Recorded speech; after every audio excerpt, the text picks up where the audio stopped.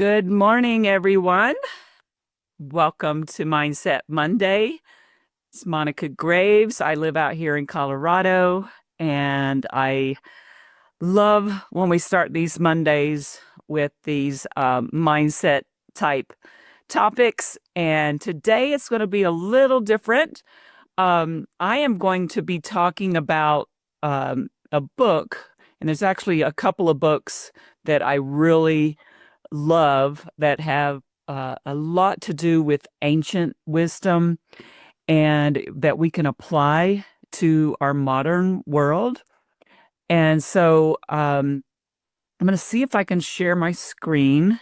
Hold on just a second. Let's get going here. And that way we can go through this together. So let me get the slideshow going. Oops. From current slide. There we go. All right. So hopefully everybody can see this. But really, what I'd like to talk about is some of this ancient wisdom that, it's now coming to 5,000 years later, is being proven as science. It's being proven as true today in the modern world. And one of the people that I like to listen to, YouTube videos, things like that, is Dr. Bruce Lipton, and that's Lipton. He's a PhD, and Dr. Bruce has a lot of great books on metaphysics and things that, back in the ancient times that are being proven as science today. So there's two books, and the first book is called The Art of War. I don't know if any of you have read The Art of War. It's a pretty big book, but at the same time, they have some smaller summaries of it you can go over and read. But this is Eastern philosophy, and as a ninja instructor, a ninja trainer, ninja selling is a selling system that I taught for about almost 15 years. And we talked about the art of war a lot in ninja selling.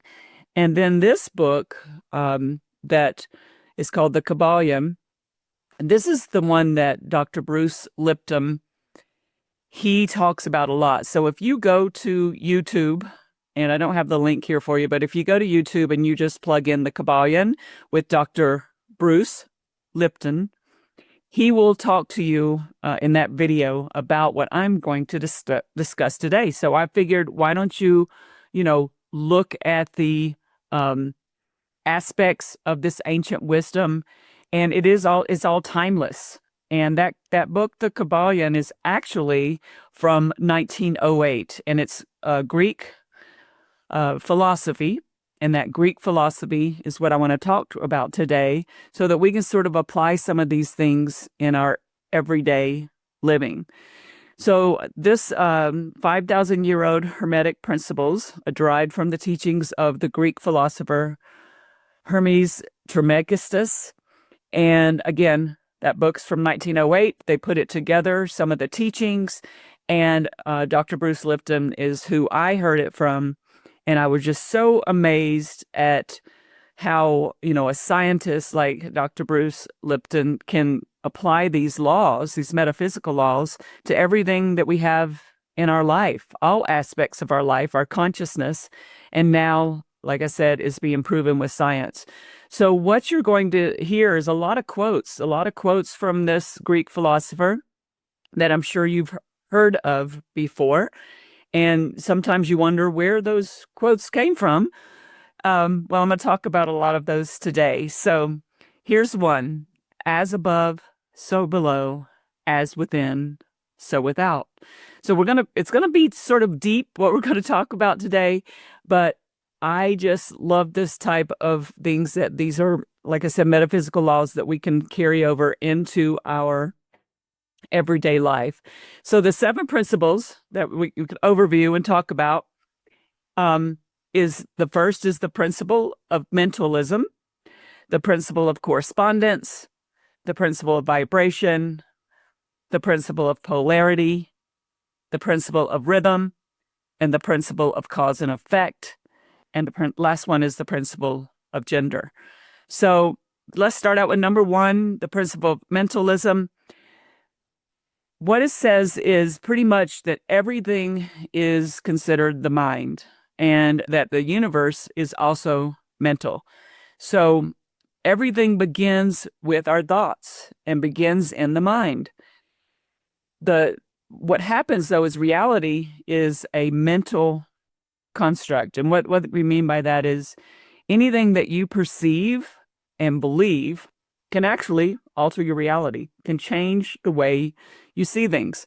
So I've always said that, you hear people say, I'll believe it when I see it, but I actually say it the opposite way. I'll see it when I believe it. So it's sort of like what you believe, your belief system can actually form your reality. So that's what we're talking about with the principle of mentalism, is our thoughts actually shape our experiences. So if you want to change, then you must change your mind first. It all starts with the mind. The principle of correspondence is, and you've probably heard this again, where it says, as above, so below, as below, so above, is there's all these patterns. Nature is full of patterns. They repeat across all levels of existence. And so we're going to have patterns in our life exactly like nature does as well. The micro part reflects the macro. Anything that's in the world that's a micro, it's also connected to the macro aspects of things. So when you start understanding yourself and you look at things, there's a way to correspond that with something else. All right. So again, it's going to help you when you understand yourself, then you're also going to start understanding others around you. And you can do that without judgment.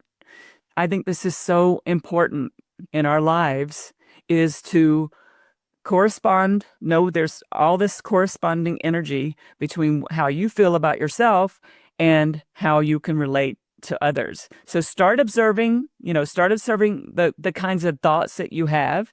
And if you have mostly negative thoughts, then that's what you actually are going to attract into your life because of that energy. And if you have mostly positive, it's the same kind of thing. It corresponds. All right. So then the third principle is about vibration. This one is so true. And again, science is proving it. All of these principles from 5,000 years ago are being proven in modern day technology and modern day science. Nothing rests. Everything moves. Everything vibrates. Everything is in constant motion. So sometimes you think about, okay, there's a rock. There's a rock sitting there, and how can that rock have constant motion? Well, the thing that we don't see behind the rock or in the rock is that it was created. Okay, so inside this rock is matter. And so matter vibrates. It vibrates on different levels. Different states of being are based on frequency, which means that if you have anger or hate, that's going to have a lower vibration. And that's how you can actually cause yourself to get sick, because your body has this lower vibration.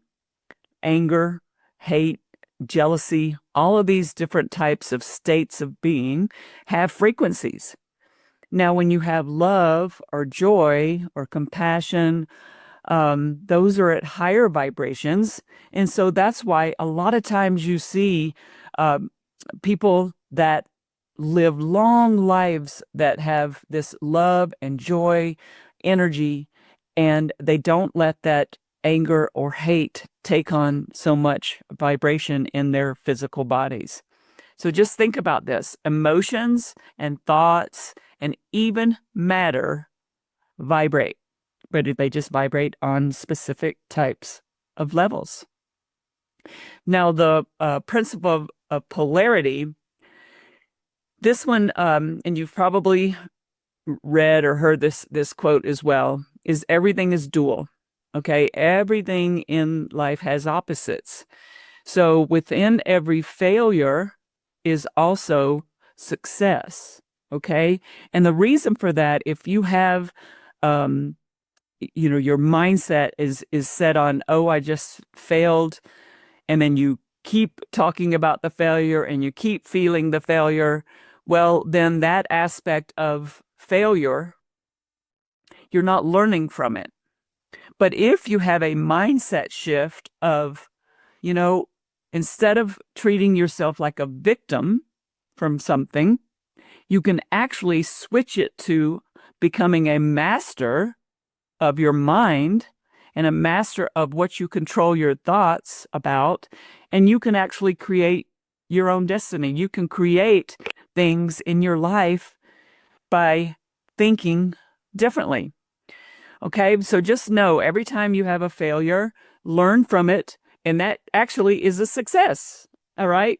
Examples are things of polarity or hot and cold. Okay, we know that one. Love and hate, those are polarities. Light and dark are polarities. There's so many different types of opposites in the world, but mastery comes from actually balancing and transmuting those polarities so that you can become more on a neutral basis. Okay? Because if your thoughts, again, thoughts create your experiences, right? So again, if you start looking at those polarities of things, just start to balance it out and say, how can I take this thought and put it into a more opposite type of thought so that I can change my mindset? The principle of rhythm, again, you might have heard this quote, everything flows out and in. Everything has tides. So this one is sort of that aspect of there's always going to be cycles.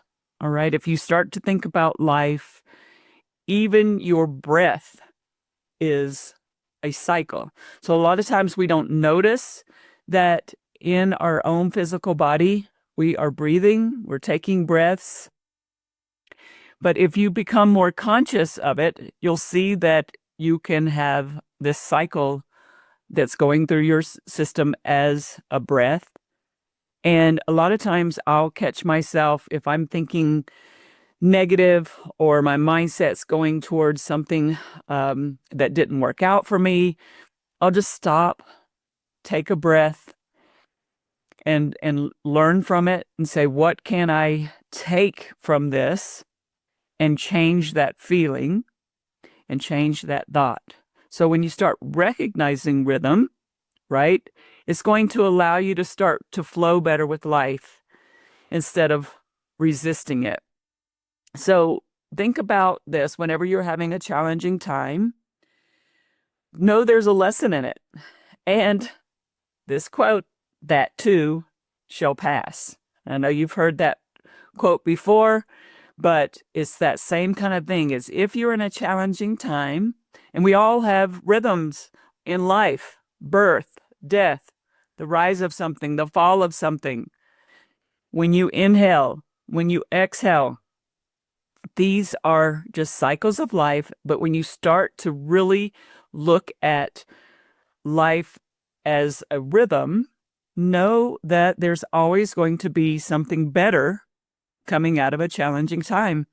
And again, this is just mindset. This is how you can really take on something that could be, like I just had a friend that died, and I was really, really upset. And I just kept trying to change my mindset into all of those great things about her. And I really changed my mindset, and instead of going into this depression aspect of it or thinking about it every single day, because the first couple of days was really hard. It was challenging.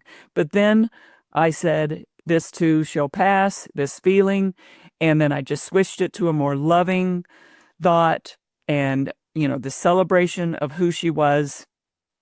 And then again, like I said, this too shall pass. The other really important thing to look at is the principle of cause and effect. Every cause has an effect. Guess what? Every effect has its cause. So this is pretty deep stuff if you start thinking about it, is if everything is cause, has an effect, everything that you do is going to have some kind of consequence. It could be negative or it could be positive. Every effect in life, things, outcomes, was caused by a cause, happened because of a cause. Nothing happens just by chance. So again, we are creating this world around us. We're creating all the time. We're creating things in our mind because we want something to happen, right? So if you take action on something, let's say you have a goal and you're like, I am going to have a goal of calling 20 people a week. All right. If you call 20 people a week, you're going to have consequences from that. Those consequences could be that somebody might hang up on you. Okay. What would you do? Would you take that consequence and put it into a different effect? Yes, you can say next, right? You can just move on.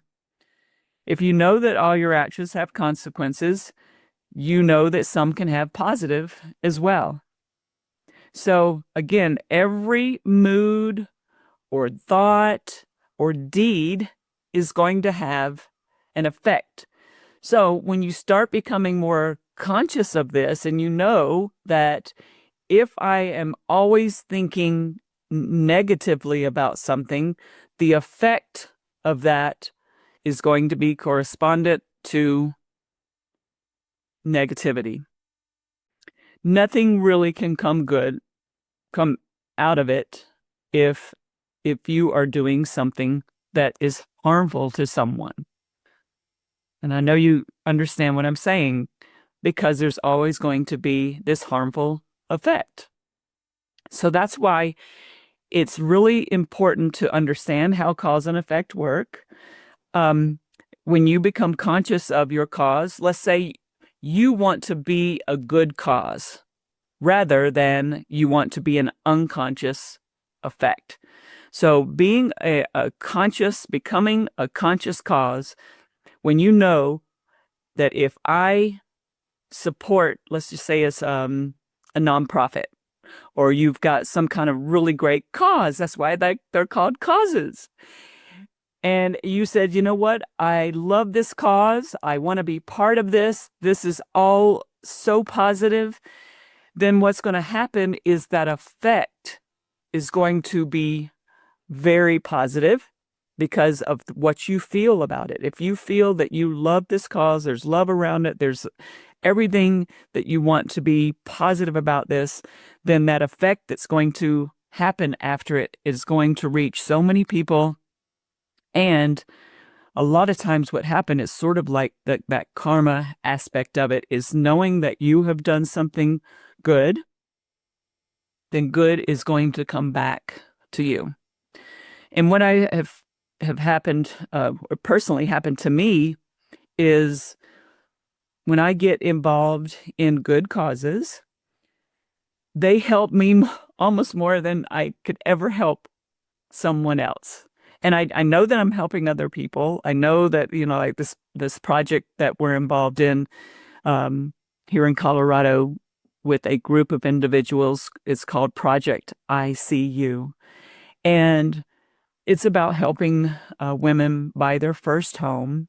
And it's such a good feeling when that person that female gets to go out and buy that home, that it just makes me feel so great that I tend to tell more people about it, right? So again, try to become a conscious cause, which means be conscious of what you're doing rather than an unconscious effect, because everything has an effect. Everything that you do is going to have an effect to it. So use your mind to really, really think about this when you are about to do something and you stop for just a second and you said, what's going to be the effect? What's going to be the outcome, right? So never worry about income. I always say that, there's an income and there's an outcome. You should not worry about income.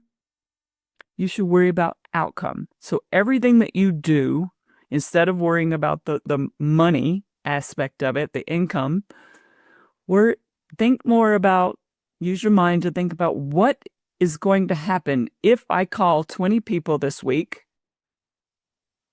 Instead of worrying about the income that you might generate, think about how you can help that person have a better day. How about that? If you make these phone calls, instead of thinking about generating the income, think about, if I just call this person today, how can I make their day better?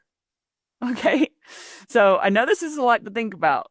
It's definitely been, I've studied this for so long, for about, 20 years. And then like I said, when I got into ninja selling, this was a lot about the games of life and how we can make our life better.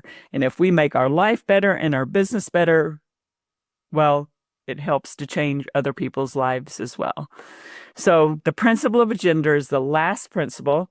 Now, a lot of times when people hear gender, they think we're talking about the physical aspect of the body, but it's not. It's not the physical gender, okay? Gender is in everything. Everything has a masculine and a feminine principle. And what we're talking about are these creative energies. So you might have heard this before, that, you've got this masculine part of your brain and this feminine part of your brain. It's really talking more about the energy part of your mind and the aspect of your body that's not the physical part, but the actual energy that we carry around. So you can have masculine energy, which is going to be carried more that the traits are logic, quick to take action, but also giving is a masculine energy. So next time you give and you're saying, I'm being a go-giver, I'm giving my time to this, or I'm giving money towards something, that's actually considered a masculine energy. The feminine energy is going to be more on intuition, receiving versus giving, and also a nurturing side. So that feminine aspect of, if you were to have, this intuition come up and you're like, you know what, I really don't think that I should do that because this is going to be the outcome of it. That's applying your creative feminine energy. And again, being open to receive. And so, being open to receive is a huge creative energy trait. And a lot of times, we hear that feminine energy aspect of it, nurturing, but you got to be open to receiving something back if you're going to do that. So again, balance can lead to harmony and creation when you're looking at these different types of energies that you have. And just understand there also needs to be these seasons of change. So it's not always going to be, if you do everything this with the feminine energy side, the intuition, the receptivity, nurturing all the time, and you're not being part of the logic aspect of your business or never taking action on something, then you're going to not have balance, right? So we're looking at how can you integrate into your mindset these different types of traits. And again, these are energy. And remember when we had that vibration, the law of vibration talks about how to balance the energy aspect of vibration. And so if you have a total just masculine energy all the time, then you might not be open to receiving if you don't have some of the feminine energy traits. So try to balance those. So here we go. How do we apply this to our life? Well, you can use mentalism to start focusing more on positive thoughts. Okay, so we talked about that. Everything is mind. Everything is created by thoughts. Just think about Thomas Jefferson. Great person to talk about when it comes to that mentalism aspect of it. He failed more times than he didn't fail. Okay, so he was in that aspect of thinking more positive. He had to think positive because if he had stopped every time he failed, we wouldn't have the light bulb. Okay, so think about that aspect of when you are working in your business and things might not be going so well, switch it to that positive mindset. What can I do today that's going to help my business be more positive? If I'm reaching out to people, how can I make their lives more positive? Okay, so that's how you can apply that. Correspondence, applying correspondence to understand what's going on in your inner world and what's going on with your outer world. Again, how does it correspond with what I'm thinking to what happens? Elevate your vibration. All right. So if you elevate that energy, you can elevate it through the positive thoughts that you're having, the emotions. Music, positive music throughout the day can help uplift your vibration, and just surround yourself in a positive environment. Because if you remember vibration and what it does, that vibration energy of love and joy is so much higher than someone that's hateful or judging or has anger all the time. Get yourself out of that environment, okay? Because this energy affects you. So then using polarity, remember we said everything has an opposite. So again, if you fail, know that there's got to be success in this and start looking at that different perspective of how polarity can work in your life. Get into the flow with the rhythm. All right. So if you start getting into that flow with rhythm, again, that aspect of it's got the polarity part of it, but the rhythm part is knowing that this too shall pass. All right. There's cycles in life. Take them, learn from them, and try to be more positive in that aspect of knowing that everything has a pattern. Everything in this world has a pattern. Accept responsibility. All right. So look at that word responsibility. What is your response going to be? Your responsibility. So that word, you can have the response and then that ability. I love that where you break it into two words, response and the ability to have that response from something. So you'll have a cause. What is going to be the effect? Because everything in the world has a cause and effect. And then start trying to create balance with those traits that I talked to you about, the energy that you're carrying around, those different types of feminine traits and the masculine traits, and look at those within yourself and start trying to create balance in your life. And really, the conclusion aspect of it is these Hermetic principles. They're going to offer this blueprint for you so that you can understand life a little bit better, that consciousness part of it. Instead of walking around in life being unconscious, again, remember your breath is unconscious, but we still have to breathe to live. So become a little bit more conscious about your breath. Be more conscious about your thoughts. And then you will actually understand what's happening in your reality, because you are creating your reality. So practice them. Practice these 7 principles. They will lead to that mastery part of learning more about who you are and lead to that deeper awareness, because I truly believe if you wake up every morning and you are aware, if you are aware of who you are and your goals and what you want to make of your day, you're going to have a better day, and you're going to actually have different effect throughout everything in your life. And here's another quote, this last quote from this philosopher, Hermes Trismegistus. The lips of wisdom are closed except to the ears of understanding. So think about that. It's very deep.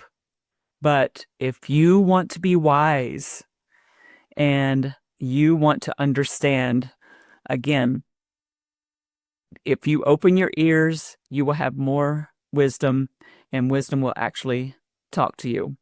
Okay? So I hope you enjoy this, because I really love this kind of stuff. I hope that you take this with you. If you want a copy of this, you can reach out to me, Monica@remonica.com, or you can go back here and watch this again, because it's some deep thoughts. But I hope you take it with you to change your mindset for this week and have a wonderful, wonderful week in July. Bye.